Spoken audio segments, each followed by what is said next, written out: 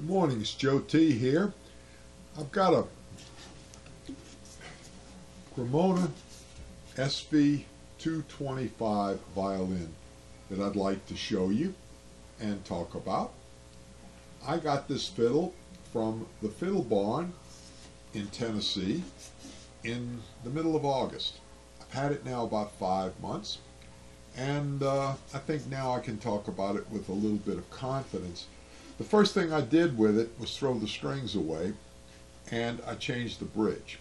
Now I put helicore strings, and I have a gold-plated E string on it. They're real easy to tune because this fiddle has, as you can see, a Whitner tailpiece. And these are really very nice. If you use these synthetic strings, well, then you can go with just one fine tuner. But I've got 4 on here that is part of the Whitner tailpiece, so you can't take them off like some fiddles. It's very well set up, except I found that there was no dope on the pegs. The pegs were difficult to turn at first. So I took them apart and I applied the hydrazine peg dope on them. It worked very well now. Not a lot of problems. The finish on this fiddle is kind of a matte finish or semi-gloss. And what I like about it is they don't shade it.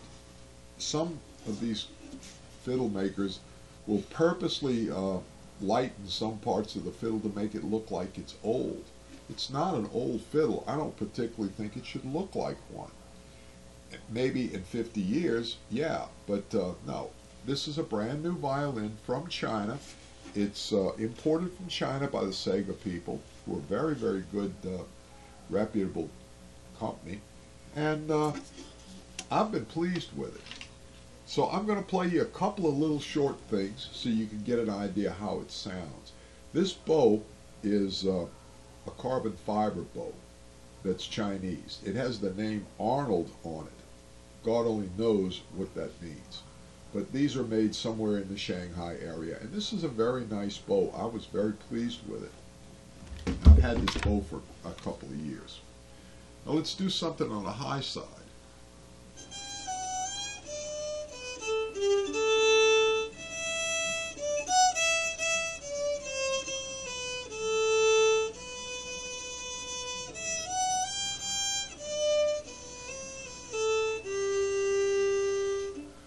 Now, if we look at the mid-range and play those 2 middle strings, we'll get something a little higher.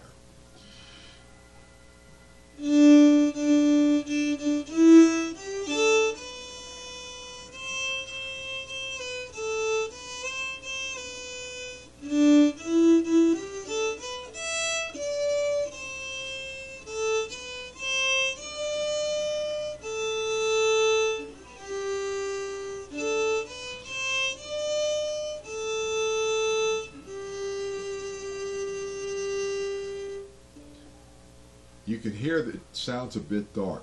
I like that. That really is nice. Now I'll play something on the bass strings.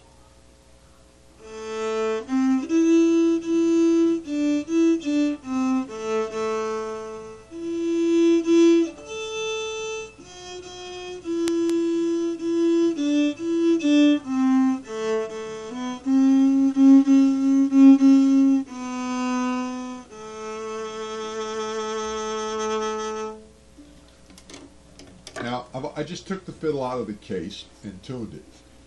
So it's not completely woken up yet. If I play it for 15 minutes, the sound gets a lot better. And it is a very, very nice violin. I think that the Cremona SV225 is a really nice violin in the $200 to $300 range. Like I say, I got it from the Fiddle Barn off of the internet, and I was very pleased with it. I think it took them about 4 days to send it to me. The only thing I didn't like was UPS just left it on my front porch. didn't even ring the bell or anything. I was calling the fiddle barn to get the tracking number, and when I got it and ran it, it said that it was delivered like 20 minutes prior to me running the tracking number. I think that UPS should at least ring doorbells, but whatever. The bridge on this particular fiddle is one I've had for years. It's one of those adjustable bridges where the two little feet are kind of mounted on the top of the bridge, and you can swing them in or out, and it's perfect. I'm not saying that the Cremona bridge was bad, because I put the Cremona bridge on a different violin. I just like the way this sounds. And the only real problem that I've had with it were the original strings, the Anton Bretton's Perlons. I just didn't think they sounded very good. And the fact that the pegs weren't doped. Other than that, it's a very, very nice violin. It's a student violin, but some intermediates like me can do very well with it. This is the Cremona SV225, and I'm Joe T.